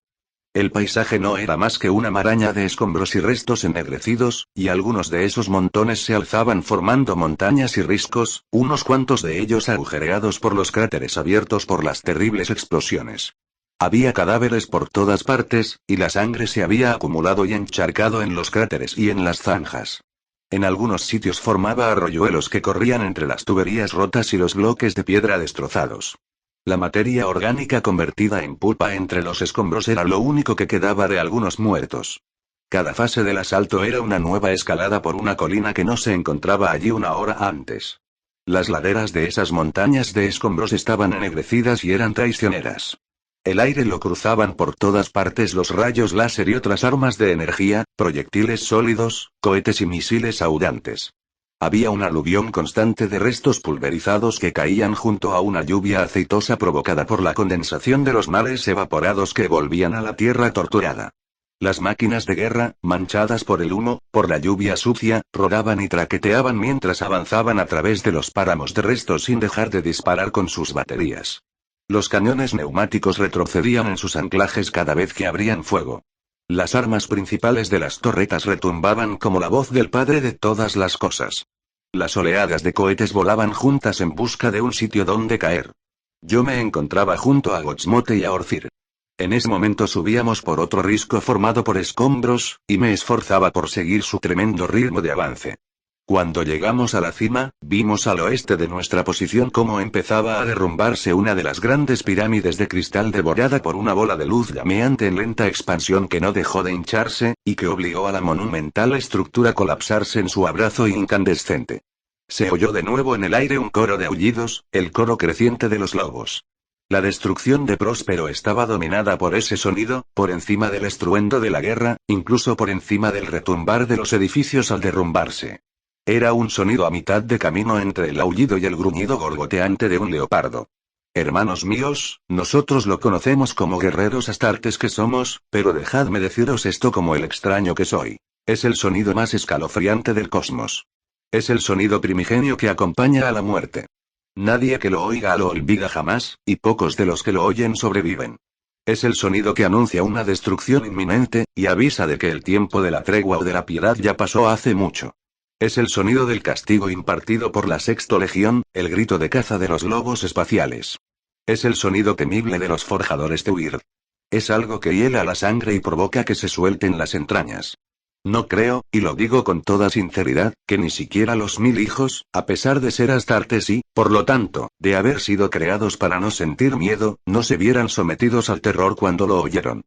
Me dais miedo, hermanos lobos. Le dais miedo a todo. Como preludio de mi sueño recurrente, a menudo recuerdo una conversación que tuve con Colmillo Largo. Le había contado a petición suya un relato de Maleficarum, un acontecimiento que me ocurrió en mi vida anterior, en la antigua ciudad de Lutecia. Colmillo Largo me contestó que era un buen relato, pero no era el mejor que yo tenía. Me dijo que aprendería mejores relatos. Me dijo que ya conocía uno mejor, pero que me engañaba a mí mismo. No estoy seguro de cómo él era sabedor de todas estas cosas. Creo que en aquel momento y lugar, con su hilo vital casi roto ya, fue capaz de percibir el tiempo de un modo que los demás no podemos ver. Creo que en ese momento no estaba atado por su hilo vital y que fue capaz, en esos 12 minutos que rodeaban su muerte, de mirar hacia arriba y hacia abajo y ver el pasado esquivo y el futuro del que no se puede escapar. Sobre lo último que me dijo, ese relato que me negaba a admitir, creo que se refería al recuerdo acontecimiento que forma el núcleo de mi sueño recurrente. El rostro que nunca veo porque no me vuelvo a tiempo, el rostro a mi espalda, esa era la verdad que quería que yo admitiera. Para cuando llegué a Próspero, también estaba desesperado por librarme a esa carga. Lo logré, aunque al hacerlo, simplemente la sustituí por una mayor y más pesada. Corrí con los guerreros de la Tra, con las sombras del lobo entre el humo, a través del paisaje destrozado. El día casi había acabado. Las luces de las llamas de la ciudad torturada mantenían a raya la penumbra del anochecer, pero cuando la noche terminara por llegar, como debía ser, yo sabía que sería eterna y que no llegaría ningún nuevo amanecer para despejarla. Había matado a 6 hombres. A 2 con el hacha y a 4 con la pistola. Esos son los que sé con certeza, las muertes claras en mitad de la confusión del combate. También ayudé a matar a uno de los guerreros de los 1000 hijos, que me habría matado sin duda si nos hubiéramos enfrentado uno contra uno. Había logrado derribar a 2 espadas en un combate feroz y lo había ensartado con una lanza, dejándolo inmovilizado contra el suelo tras atravesarle por completo el cuerpo a la altura de la cadera. El hechicero se apoyó en la lanza para mantener en el suelo al valiente lobo, y comenzó a desenfundar la pistola Volter para cortar el hilo vital de 2 espadas. Supongo que no me dio importancia alguna. Era un sirviente, un ser inferior a un Astartes que deambulaba entre el humo. No tuvo en cuenta la fuerza fenrisiana que los sacerdotes lobo habían forjado en mis extremidades cuando me reconstruyeron. Lancé una maldición de batalla en Urgen y cargué contra él poniendo todo el impulso de mi salto en un golpe a 2 manos que enterró la sonrisa de mi hacha en la parte superior de su cráneo. El ataque me dejó rodando en el cenagal de sangre en que se había convertido el suelo. El guerrero de los 1000 hijos se apartó de 2 espadas tambaleándose al mismo tiempo que soltaba un sonido asqueroso y gorgoteante. Soltó el ástil de la lanza y echó hacia atrás la mano izquierda en un intento de agarrar el hacha empapada de sangre y arrancársela. No lo había matado, el casco había absorbido la mayor parte de la fuerza del golpe. Giró sobre sí mismo y me apuntó con la pistola Volter, preparado para castigarme por la afrenta que había sufrido por mi causa. 2 espadas se puso en pie con la lanza todavía clavada en el cuerpo y se lanzó a por su enemigo traidor por la espalda. Utilizó su famoso par de espadas como unas enormes tijeras y decapitó a su oponente. Del cuello surgió un tremendo chorro de sangre, y tuve que plantar el pie sobre la cabeza decapitada para poder sacar el filo del hacha. Jormungand de 2 espadas se sacó la lanza, me miró y continuó su camino. Se había formado un foco de resistencia en los terrenos y anexos de una de las grandes pirámides. Quería ver en persona uno de aquellos lugares. Quería contemplar su maravillosa decoración y su enorme majestuosidad antes de que desaparecieran del todo de la vista de la humanidad. Unos peldaños de alabastro finamente esculpido y con detalles dorados llevaban a un pórtico de cristal y plata. Lo único que estropeaba la belleza de la entrada era el arroyo de sangre que bajaba por los peldaños procedente del cadáver que había en el extremo superior de la escalera. Orcir y Gotsmote marchaban por delante de mí. Las puertas, las paredes y los techos eran espejos vítreos. Los disparos habían roto esos espejos en algunos puntos, y los agujeros que habían abierto estaban rodeados por un entramado circular de líneas irregulares y el polvillo propio del cristal machacado. El interior estaba tranquilo y en silencio. El horror del exterior parecía haber enmudecido. Apenas nos llegaba el lejano tronar de la guerra, o el crujido y el repiqueteo de la lluvia de escombros y de paneles de cristal que se estrellaban contra el suelo. Las volutas de humo flotaban en el aire como si fueran restos de incienso sagrado. La estructura de espejos de la entrada atrapaba la luz y nos bañaba con un resplandor etéreo. Frenamos nuestro avance a la carrera para seguir caminando a paso normal, y miramos absortos a nuestro alrededor en aquel glorioso lugar. Aquello no era más que un anexo, una capilla auxiliar. ¿Qué maravillas contendrían las pirámides? El conservador que todavía guardo en mi interior, una reliquia de mi antigua vida, se agitó dentro de mí y me instó a examinar la compleja simbología de los diseños tallados en los marcos de oro y plata de las paredes de cristal y a memorizar la delicada tracería de los glifos grabados en el cristal. También nos vimos a nosotros mismos reflejados en las superficies relucientes. Sorprendidos e inquietos, oscuros y encorvados, éramos unos bárbaros intrusos cubiertos de restos sanguinolentos enmarcados por aquella luz dorada. Éramos unos invasores, habíamos entrado sin invitación, igual que animales salvajes que hubieran conseguido derribar el poste de una valla o saltar una zanja para entrar en una comuna civilizada y profanar y ensuciar el lugar antes de ponernos a buscar comida y presas. Depredadores. Éramos depredadores. Nosotros éramos la razón por la que se levantaban los muros y se encendían hogueras de vigilancia por la noche. Varios disparos llegaron procedentes del otro extremo de la estancia e interrumpieron nuestra contemplación. Pasaron zumbando muy cerca de nosotros, como diminutas malas estrellas. Algunos de los proyectiles impactaron en el suelo y levantaron pequeños surtidores de piedra pulverizada. Otros se estrellaron contra las paredes de espejo y abrieron nuevos agujeros en ellas. Los impactos hicieron que las paredes de cristal retemblaran, y nuestros reflejos, que se apresuraron a ponerse a cubierto a la par que nosotros, oscilaron y se estremecieron. Respondimos a los disparos desde nuestras posiciones, detrás de columnas de cristal derribadas e hileras de estatuas de plata. Algunos de los disparos eran proyectiles de Volter. En los pilares de cristal aparecieron unos tremendos boquetes, y varias figuras de plata perdieron la cabeza o las extremidades, o incluso llegaron a caer derribadas de sus pedestales. Vi a uno de los guerreros de los 1000 hijos descargando su Volter contra nosotros desde el otro extremo de la estancia. Lo rodeaba una aura, como si llevara su propia tormenta personal. Orcir salió de su posición a cubierto y disparó una ráfaga con su Volter pesado. Los disparos aniquilaron al traidor, y su cuerpo destrozado salió despedido contra la pared de espejo que tenía a su espalda, que se rompió y cayó convertida en una cascada ensordecedora de cristal. Orcir y Gotsmote avanzaron. Seguían disparándonos, pero por el tipo de disparos calculamos que se trataría de soldados de la guardia de las torres. Apenas fui capaz de soportar el daño cada vez mayor que sufría aquella sala. Las crecientes grietas, el cristal hecho añicos, los agujeros de proyectil, las estatuas derribadas, los detalles arrasados.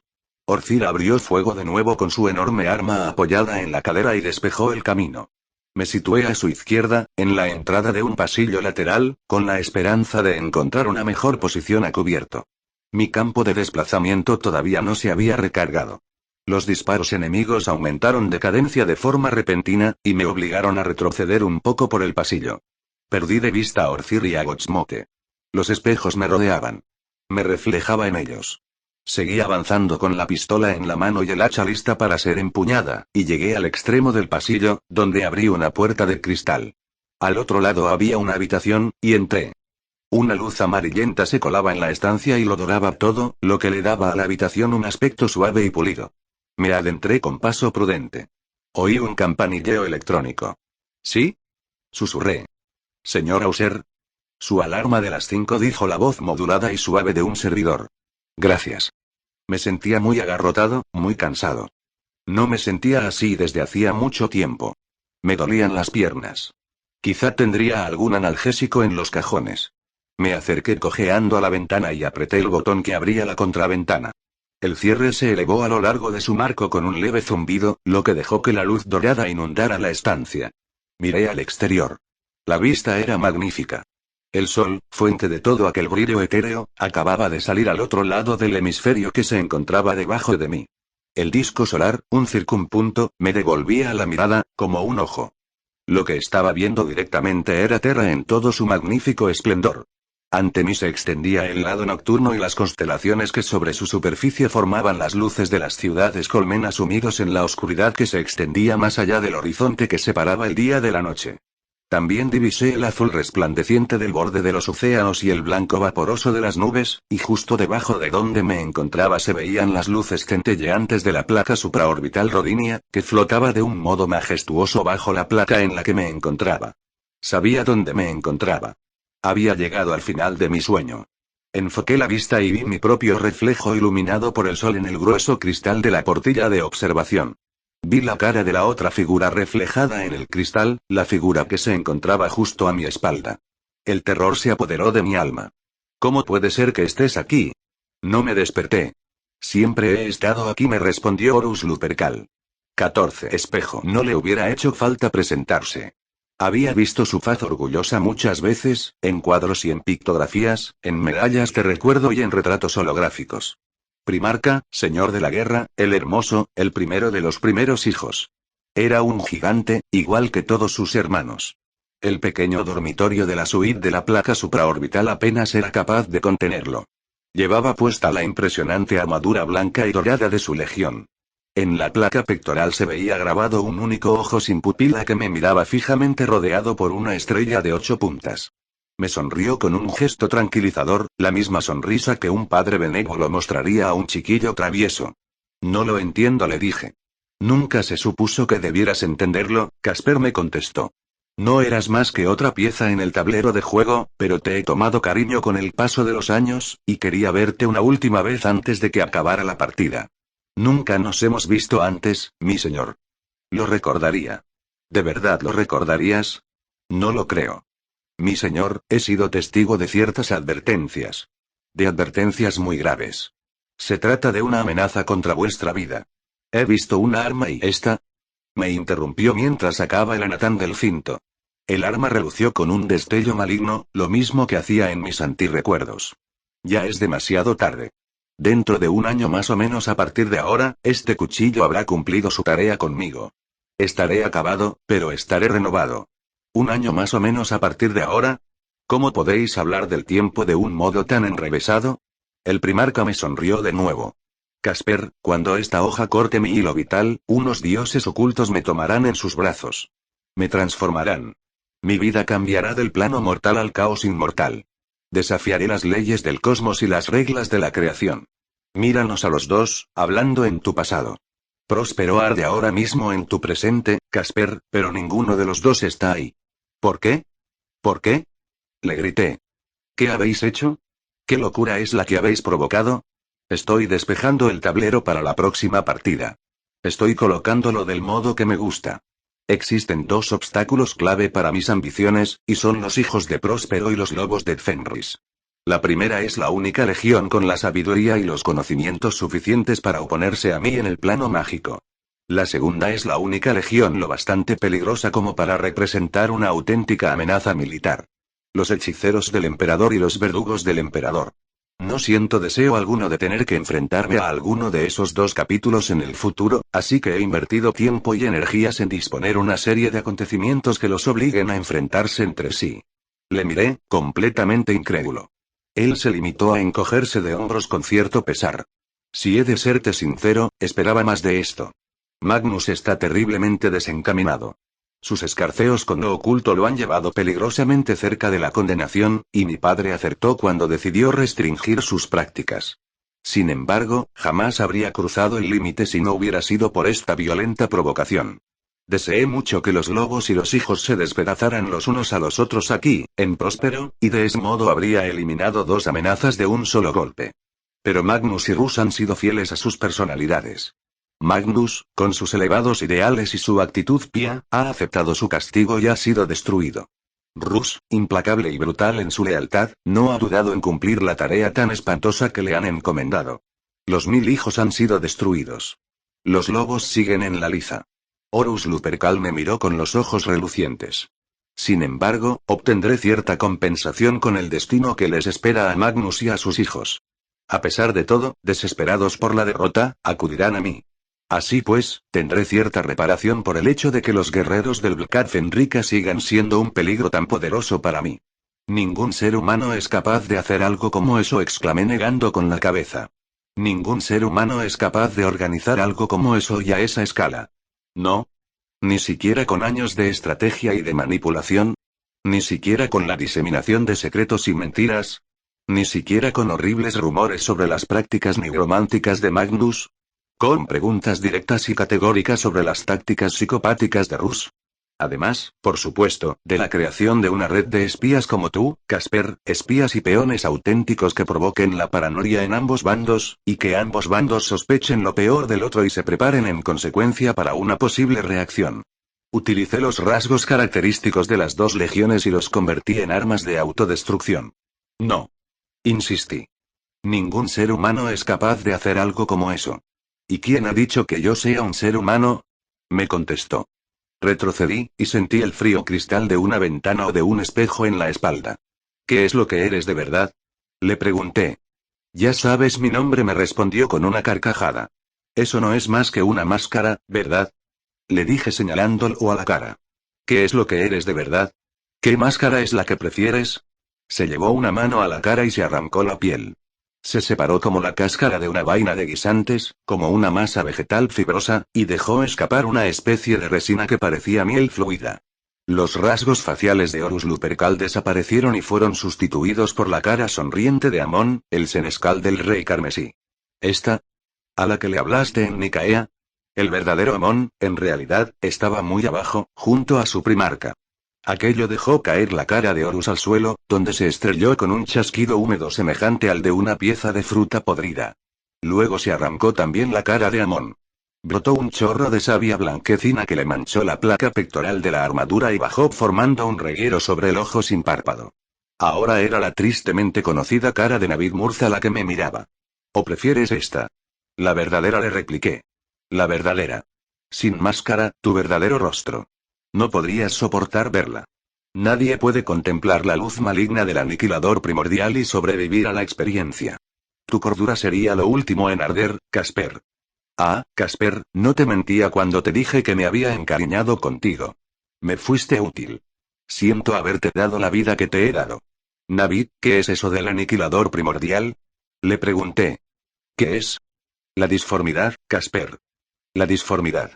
La disformidad lo es todo, y todo es la disformidad. Tu padre de todas las cosas cree que puede ganar una guerra que otras razas muy superiores a la vuestra ya han perdido. No puede.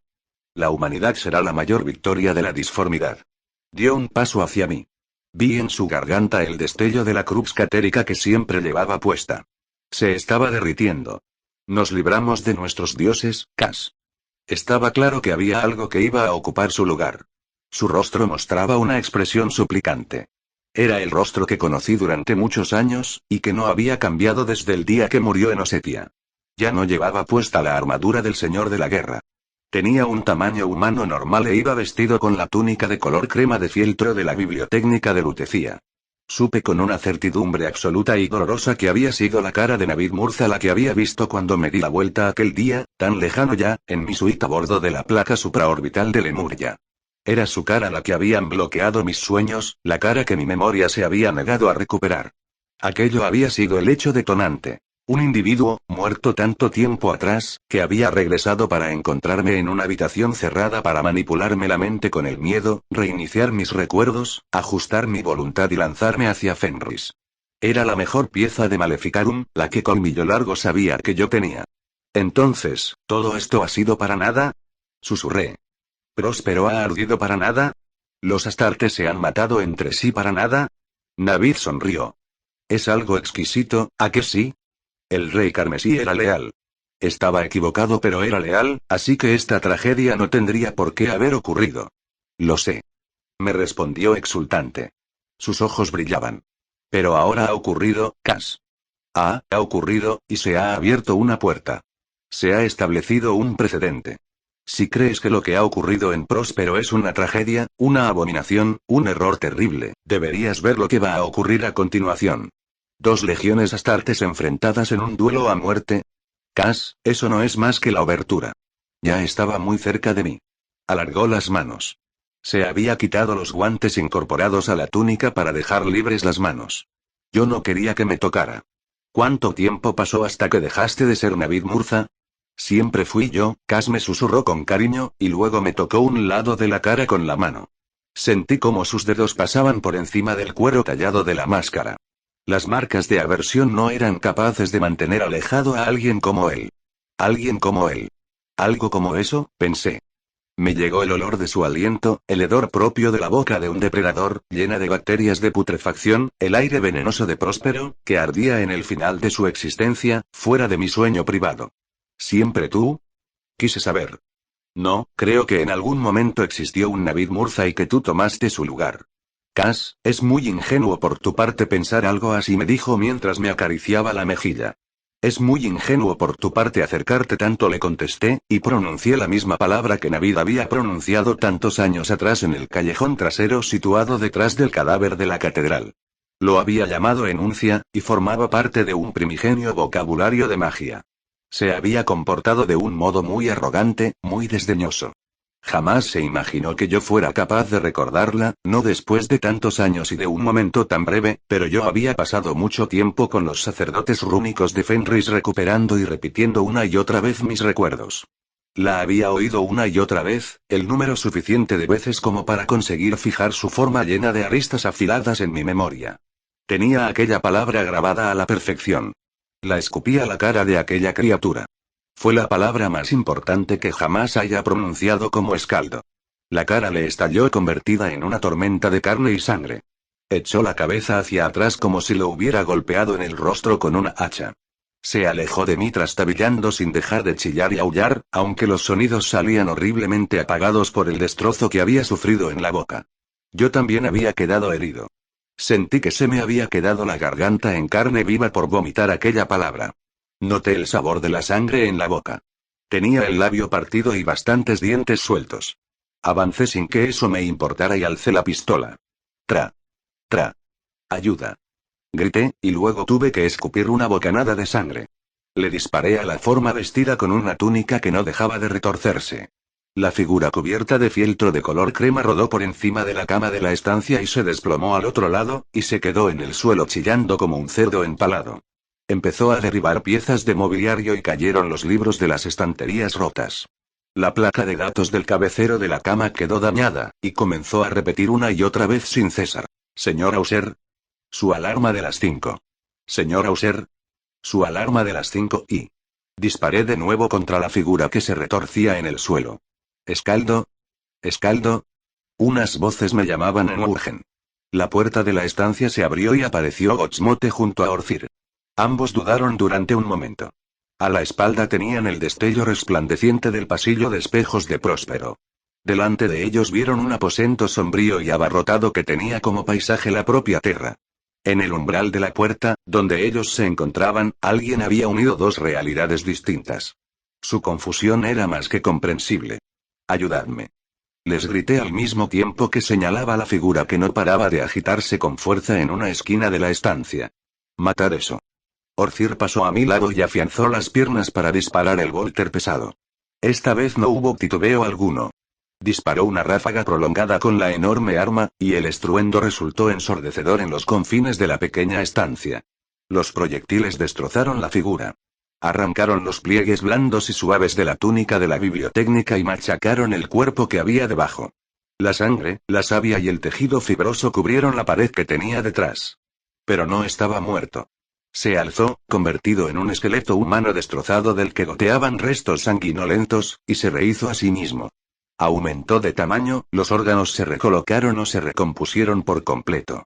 Los últimos restos de la túnica de color crema de la bibliotécnica cayeron como una capa de piel desechada cuando debajo de ellos apareció una armadura blanca y dorada.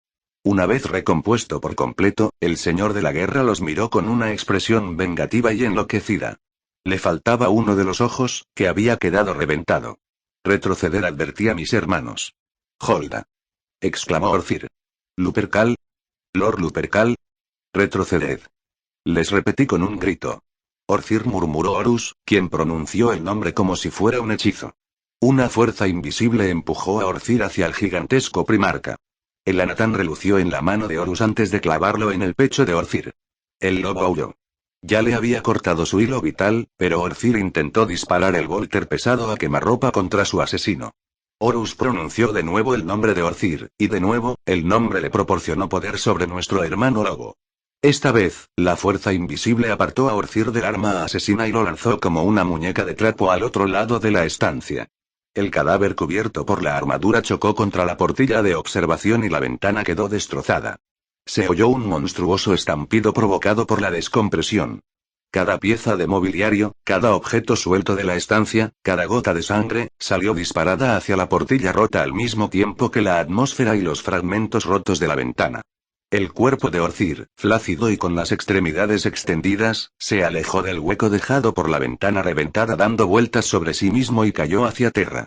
Se hizo más y más pequeño antes de comenzar a arder como un meteorito. La descompresión no movió a Horus. Lanzó un rugido al aire que pasaba a chorros a su alrededor. Yo sentí que mis pies perdían asidero. Intenté hacer frente al vendaval, pero el vaciado explosivo de la estancia no me lo permitió. La pantalla de cristal de una lámpara se estrelló contra mi hombro y se partió. Un libro me golpeó en la rodilla. Me agarré al marco de la puerta. Un caballo de juguete hecho de madera me pasó al lado de la cabeza y salió despedido hacia la oscuridad. No fui capaz de mantenerme agarrado. Se me soltaron los dedos y salí disparado hacia atrás como un corcho. De repente, me detuve en el aire cuando Gotsmote me aferró con fuerza del brazo e impidió que saliera volando. El lobo había enganchado la cabeza del hacha al marco de la puerta, y estaba agarrado al mango del arma con una mano mientras con la otra me mantenía dentro de la estancia. El esfuerzo de tirar de mí lo hizo rugir. En cuanto logré encontrar un asidero, uní mi fuerza a la suya. Salimos por el hueco de la puerta y la cerrarnos de inmediato. En el exterior no había más que una superficie de espejo. Nos encontrábamos de nuevo en el recinto del templo, en el pasillo de cristal. Me esperaba una riada de preguntas por parte de Gotsmote, la exigencia inmediata de una serie de explicaciones, pero el lobo ni siquiera se detuvo un instante. Decidido y sin titubeo alguno, como todos los lobos, sabía que todavía no estábamos a salvo. Avanzamos con rapidez por el pasillo auxiliar en dirección al atrio principal, el espacio destrozado por el tiroteo. Horus se lanzó a perseguirnos. Atravesó de forma explosiva la pared de cristal del templo y derribó paneles enteros de espejos, igual que si por allí hubiera pasado un Land Raider. Se abrió paso de una realidad a otra, de mi pasado a mi presente, de mis recuerdos a mi realidad. Apareció a la carrera, y cada una de sus grandes zancadas resonó contra el suelo pulido. Casper. Me gritó a modo de orden. Sentí el tirón, el poder de mi nombre, pero Casper Auser no es más que uno de los nombres que tengo, y ninguno de ellos es mi verdadero nombre de nacimiento, mi significante. Ni siquiera yo lo sabía. Logré resistir. Casi nos había alcanzado ya. Gotsmote se volvió para enfrentarse a él. Astartes contra criatura primarca, lobo de Fenris contra lobo de luna. Gotsmote. Gritó Horus. Gotsmote titubeó un segundo, pero de inmediato empuñó su hacha y lanzó su famoso golpe propio de los dioses con toda la fuerza de los brazos. El filo del hacha se enterró en el costillar izquierdo de Horus y lo desplazó de lado unos cuantos pasos. La criatura aulló. Gotsmote sacó el hacha de un tirón y asestó otro tremendo golpe que abrió un tajo en el muslo izquierdo del señor de la guerra. Cid de los Ascomani. Aulló Horus. Había buscado mayor profundidad en mis recuerdos y había encontrado un nombre más antiguo y verdadero para mi amigo y hermano lobo. Nada más pronunciarlo, Gotsmote se elevó en el aire y salió despedido hacia el otro extremo de la estancia. Se estrelló contra la pared de espejos a una altura de unos 4 o 5 metros respecto al suelo y abrió un hueco rodeado de un enorme entramado circular de grietas debido a la fuerza del impacto. Después se desplomó contra el suelo. Horus se irguió y vino a por mí. Le disparé hasta que agoté la célula de energía de la pistola. La tiré y empuñé el hacha. Me derribó de una simple bofetada, me arrancó la unidad generadora del campo de desplazamiento y me arrebató de las manos el hacha. Me rodeó la garganta con una de sus enormes manos. Me había encariñado contigo, me siseó con la voz de Navid Murza. Incluso he llegado a confesártelo. Y me pagas tal acto indulgente con este insulto, cuando deberías haber aceptado el regalo de una muerte indolora que te estaba ofreciendo. Ahora puedes tener por seguro que no será indolora. No me importa, le respondí con un gruñido ahogado. El filo helado y centelleante de una hacha fenrisiana pasó destellante entre nosotros y le cortó limpiamente el brazo a la altura del codo. Caí al suelo con el antebrazo de Horus todavía pegado a mi garganta. Su sangre, o lo que fuera aquella fétida sustancia, me salpicó con fuerza. Retrocede, me ordenó Oso, y le propinó otros 2 hachazos. Horus aulló el nombre de Oso, lleno de rabia y de dolor, pero no logró dominarlo en absoluto. El hacha de Oso siguió abriéndole tajos por todo el cuerpo. Al igual que había ocurrido cuando llevaba puesta la máscara de Amón en Nicaea, el aniquilador primordial fue incapaz de someter a Oso utilizando su nombre. Oso había infligido unas heridas terribles a la criatura Horus. Le había amputado un brazo, la armadura blanca y dorada estaba abierta en una docena de brechas ensangrentada, y un lado de la cabeza de Lupercal mostraba una tremenda hendidura de aspecto repugnante. Tenía el cráneo abierto. Sobresalían varios fragmentos de hueso blanco. Le había arrancado parte de una mejilla. La sangre que le salía a borbotones del cuerpo estaba formando un charco creciente a sus pies. Escaldo. Echa a correr ya, me gruñó Oso. Me puse en pie. Oso agarró con mayor firmeza el hacha y se preparó para el siguiente asalto del combate. La criatura Horus avanzó de forma un tanto espasmódica y chapoteó un paso tras otro sobre el charco de sangre espesa que él mismo había vertido, dejando luego unas pisadas repugnantes en el suelo de cristal. «Corre ya», me ordenó Oso. La criatura Horus aceleró el paso. Oso se encorvó un poco y se preparó para el golpe que se disponía a dar. El hacha no llegó a impactar. El dolor y la rabia parecieron amplificar el poder de la criatura Horus. Derribó a Oso con un barrido feroz del brazo que le quedaba y luego se encorvó para lanzarle una lluvia de puñetazos al lobo caído. Oso rodó de un modo salvaje para escapar de los golpes, y de un puño que abrió varios agujeros en el suelo. El lobo no tenía ni tiempo ni oportunidad para levantarse, por lo que se deslizó sobre la espalda e intentó golpearlo de nuevo con el hacha empuñada en la mano izquierda. En esta ocasión la criatura Horus atrapó la cabeza del hacha. Lo hizo de manera limpia con su enorme zarpa blindada, y no dejó escapar el arma. La sangre y un fluido aceitoso le salieron de la boca cuando bajó la mirada hacia Oso y murmuró una de las antipalabras del enuncia. Un fuego infernal, como el de las llamaradas que incendian los árboles y los extremos de los mástiles en las noches invernales más oscuras, bajó por toda el hacha, desde el filo de la cabeza hasta el mango, y la envolvió con unas llamas amarillentas y verdosas que la consumieron. El fuego se extendió hasta el brazo de Oso, y se lo quemó con un fogonazo abrasador. Oso aulló. La criatura Horus se estaba cobrando el castigo por su propio brazo perdido. Era un depredador que se dedicaba a jugar con su presa antes de matarla. Recogí mi hacha del suelo, allá donde había caído, y no lo dudé. Me interpuse entre ambos y le propiné un tajo al brazo izquierdo de Oso justo debajo del codo, antes de que el Maleficarum se extendiera al resto de su cuerpo. El lobo me había salvado al amputar una extremidad. Yo estaba decidido a pagarle esa deuda, a pagarle por la protección constante que me había ofrecido, sin mencionarlo nunca, desde la primera vez que lo había visto en la orilla del campo de hielo, cuando lo confundí con un demonio. En esos momentos sí que sabía ya cómo era un demonio. Oso se apartó con rapidez apretando los dientes por el dolor. Intenté arrastrarlo de regreso al pórtico de la sala. He de confesar que no esperaba lograr nada más que retrasar nuestro fin inevitable. Para entonces, aún el Uintr ya había sentido las terribles fuerzas que se habían desatado en el recinto del templo. Entró en el recinto de cristal a nuestra espalda con un aspecto ominoso gracias a la piel de lobo y a la larga capa negra, con el cabello blanco trenzado y encerado para formar dos cuernos rígidos. Colocó de inmediato las manos formando los gestos de protección que aprenden todos los sacerdotes rúnicos, los gestos de expulsión y de aversión. La criatura Horus vomitó un chorro de sangre y retrocedió, pero su poder era mucho mayor que el del sacerdote rúnico. Y por eso precisamente, el Wind no había acudido solo en nuestra ayuda. Toda una pared de cristal de la entrada del templo, la del lado derecho, reventó y saltó convertida en una inmensa cascada de vidrio roto.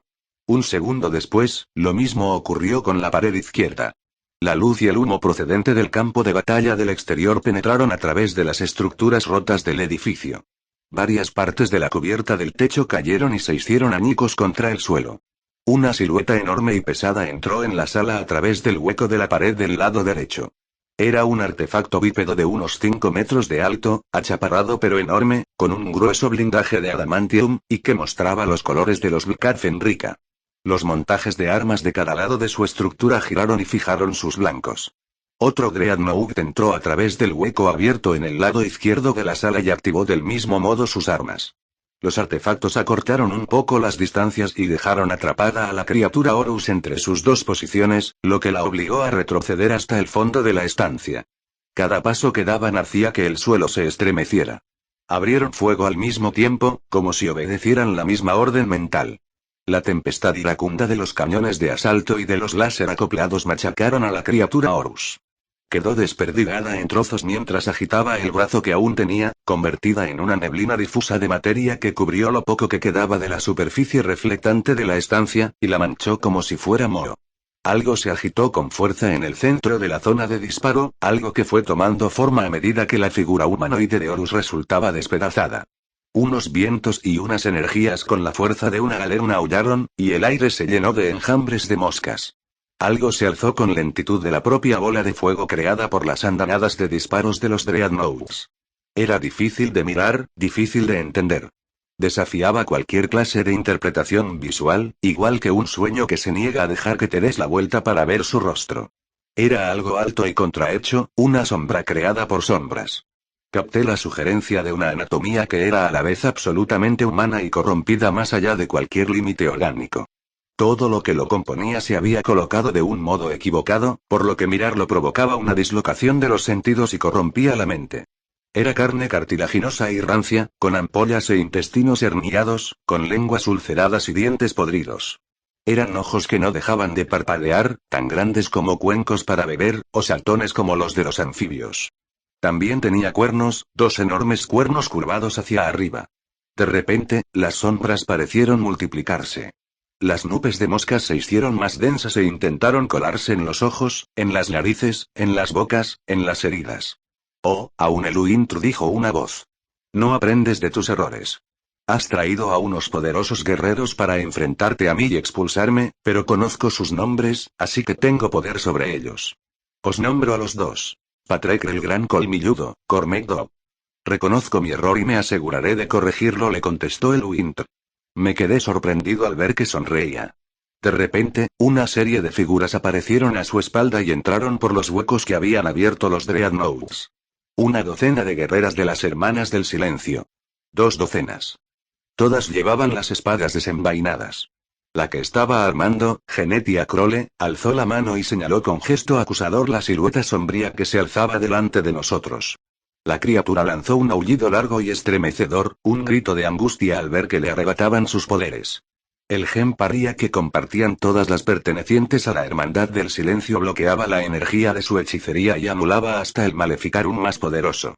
El viento comenzó a amainar de inmediato. Los enjambres de moscas cayeron muertos y se acumularon sobre el suelo formando montones negros tan gruesos como las pilas de cristales rotos. Derribadlo y cortadle el hilo vital, ordenó aún el Uintr, y los 2 Dreadnoughts reanudaron sus andanadas mortíferas. No dejaron de disparar hasta que el último rastro del demonio quedó pulverizado. 15 hilos vitales. No creo que lo matáramos, hermanos.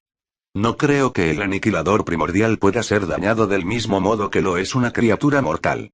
Pero lo expulsamos, lo echamos. Le hicimos daño, durante un tiempo, al menos.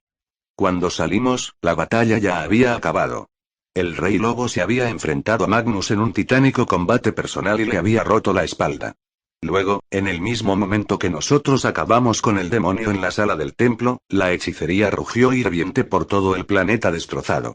Cayó una tormenta de sangre. El rey carmesí y aquellos de sus 1000 hijos que habían sobrevivido se desvanecieron de la vista y huyeron gracias a su magia prohibida. Solo de ese modo consiguieron escapar a la aniquilación total por parte del Road. Que todo el mundo recuerde esta lección. La lluvia de sangre todavía caía cuando terminamos de reagruparnos. El cielo estaba oscuro como el final del anochecer, negro como las alas de un cuervo, iluminado tan solo por el resplandor de los incendios que devoraban la ciudad de cristal. Me quedé junto a Oso mientras los sacerdotes lobo le atendían el brazo. Gotsmote se había recuperado lo suficiente de sus heridas como para andar, y estaba a nuestro lado. Oso mantuvo un rostro impasible. No mostró señal alguna de dolor o de incomodidad mientras los sacerdotes se ocupaban de su brazo con cortadoras de hueso y ganchos. A su debido tiempo le implantarían un miembro artificial. Sin embargo, sí lo vi torcer el gesto un poco cuando un Dreadnought pasó retumbante por delante de nosotros bajo la terrorífica lluvia. Oso tenía el rostro cubierto de gotas de sangre de lluvia. No me importa perder el brazo. Al menos cuando piensas en las otras alternativas, musitó. ¿Qué otras alternativas? Quise saber yo. Se supone que es un honor, pero ¿quién quiere perder tanto como para acabar así? Me explicó Gotsmote señalando con un gesto del mentón al Dreadnought que se alejaba. Esa no es manera de vivir para siempre. Oso asintió con expresión sombría. Lo que no entiendo es cómo conseguiste romper su conjuro, comenté. Sabía los nombres de todos nosotros, pero a ti no consiguió dominarte con ese poder. Eso se debe probablemente a que sacó todos nuestros nombres de tu cabeza, me contestó Gotsmote. Pero resulta que nunca supiste bien el suyo. Ya he comentado que quien quiera, o lo que quiera, que me implantó los conocimientos de Hubg y de Wurgen hizo un buen trabajo, pero imperfecto. A veces, en los momentos de mucha tensión, o cuando estoy distraído, me equivoco y pronuncio mal una palabra, o utilizo una del gótico bajo que hablaba en mi vida anterior. Mi mente decidió desde el principio que el nombre de Oso era Oso, pero resulta que esa era la traducción de la palabra que yo había creído oír en Hubg. El error se había convertido en una costumbre, y Oso, tan taciturno como siempre, no había visto motivo para corregirme. En realidad, en el lenguaje de los Bcad Fenrika se llamaban Horn. Reconozco mi error y me aseguraré de corregirlo. Una vez Próspero ardió del todo, sentí una gran pena por los lobos. No por las pérdidas que habían sufrido, que eran numerosas y lamentables, sino por su vacío. Ya habían desahogado toda su ira, y aunque la victoria era completa, daba la impresión de ser un triunfo hueco. Permanecían de pie, a mi alrededor, silenciosos y encorvados, unas figuras abatidas entre las ruinas ennegrecidas, empapadas por la lluvia de sangre oscura. Ya no les quedaba furia porque ya no les quedaban enemigos a los que matar. Parecían perdidos, como si no supieran qué hacer a continuación. No iban a participar en ninguna clase de reconstrucción o de recuperación. No iban a verse involucrados en ninguna fase posterior a la batalla. Los Bcad Fenrika solo sabían hacer una cosa. Las chispas saltan en el aire. La memoria se encoge como la piel de un cadáver, y el tejido muerto se aprieta cada vez más contra los huesos hasta abrir las mandíbulas en un grito silencioso. Vemos en la superficie de los lagos de agua negra el reflejo del tiempo sideral que pasa por encima. Veo a los lobos como unos herederos, los últimos guardianes de un reino antiguo que es tan viejo y se encuentra tan caído en el abandono que se ha convertido en una ruina incomprensible. A pesar de ello, lo protegen, igual que los perros guardianes vigilan una casa que no comprenden. Mientras sobrevivan, sus relatos vivirán, contados una y otra vez por escaldos como yo a guerreros como vosotros. El fuego seguirá ardiendo. Oleremos la resina de copal que humea en el aire. Quizá no vea a los individuos que me rodean, pero veré sus sombras, que cubrirán las paredes de la cueva más allá del fuego crepitante, igual que si fueran pinturas rupestres a las que las llamas inconstantes de la hoguera les proporcionaran una ilusión de movimiento. Me esforzaré por oír lo que dicen los guerreros a lo largo de sus conversaciones murmuradas e interminables, para de ese modo enterarme de todos los secretos del mundo y aprender todos los relatos, desde el primero hasta el último. En la parte más profunda y fría de la cueva existe una negrura solo alterada por un leve brillo azul y frío. El aire tiene un olor estéril, como una roca en un páramo polar seco que carezca de la más mínima agua que helar. Está muy lejos del calor tibio y la luz suave de la hoguera de la cueva, muy lejos de la fraternidad de voces murmurantes y del olor a resina quemada. Es ahí donde me obligarán a dormir la mayor parte de mi vida. Soy demasiado peligroso como para permanecer entre los guerreros del Road. Soy un peligro. Sé demasiado, y hay cosas que saben demasiado de mí. Sin embargo, los Bcad Fenrika me han tomado cariño, y debido a ese extraño y brusco sentimentalismo suyo, no son capaces de cortarme el hilo vital de un modo rápido y misericordioso. Así pues, me pondrán a dormir en el profundo frío del hielo, en éxtasis, en las entrañas de la Et, con la única compañía de Cormac Dodd y los demás de Adnouts. A ninguno de nosotros nos gusta estar allí. Ninguno de nosotros eligió estar allí. Nos falta la luz de una hoguera. Nos falta la luz del sol. Ya hemos soñado los mismos sueños un centenar de veces, un millar de veces. Nos los sabemos de memoria. No elegimos la oscuridad. A pesar de ello, cuando nos despiertan y nos reviven, no nos satisface ver la luz del sol. Si alguien decide despertarnos, es que algo grave ocurre. Me encuentro en la llanura alta de Asaheim, donde vi con vida a Eorod Colmillo Largo por última vez, pero quien está a mi lado es el Rey Lobo. El aire es transparente como el cristal. Unas montañas se alzan al oeste de donde nos encontramos, más allá de una enorme llanura nevada y un denso bosque de árboles de hoja perenne. Las montañas son blancas, de bordes tan delimitados y afilados como los dientes carnassiales de la mandíbula de un carnívoro. Sé muy bien que el cielo gris metalizado que se alza detrás de ellas no son nubes de tormenta, sino más montañas, unas montañas más grandes todavía, unas cimas tan inmensas que su tamaño es capaz de sumir en el desánimo a cualquier ser humano normal. La ira de corazón oscuro de las tormentas fenrisianas del invierno se acumula y ruge allá donde las cimas se pierden de vista, clavadas en el cielo igual que unas espinas inmensas. Las nubes parecen tan furiosas como unos dioses patriarcales, y tan malignas como unos demonios traicioneros. Es la última hora del último día antes de que entre de forma voluntaria en éxtasis. ¿Entiendes los motivos? Me pregunta el Rey Lobo, que se alza, enorme, a mi lado. Su voz es el ronroneo retumbante de un leopardo. Sí, lo entiendo. Ogbay me ha alabado mucho tu maestría como escaldo. El Jarl es muy amable. Es sincero, por eso lo mantengo cerca de mí. Pero debes entender que no se puede jugar una partida con una pieza rota en el tablero. Lo entiendo. Sin embargo, están los relatos. No queremos perderlos. Las generaciones futuras tienen que oírlos, y aprender de ellos. Los conservaré para vos, mi señor. Permanecerán en mi cabeza, listos para ser contados. Bien. Asegúrate de que sea así. No voy a estar aquí siempre para vigilar y cuidar a los Vlad Fenrica. Será mejor que procures que escuchen con atención los relatos cuando yo no esté. Me echo a reír pensando que es una broma. Vos jamás faltaréis, mi señor. Jamás es mucho tiempo, Escaldo me contesta. Soy muy resistente, pero no tan resistente como para eso. Que algo jamás haya sucedido no quiere decir que nunca vaya a ocurrir. Hay una primera vez para todo. Exacto, me responde con un grudido. Algo sin precedentes. ¿Como y Astartes enfrentados a Astartes?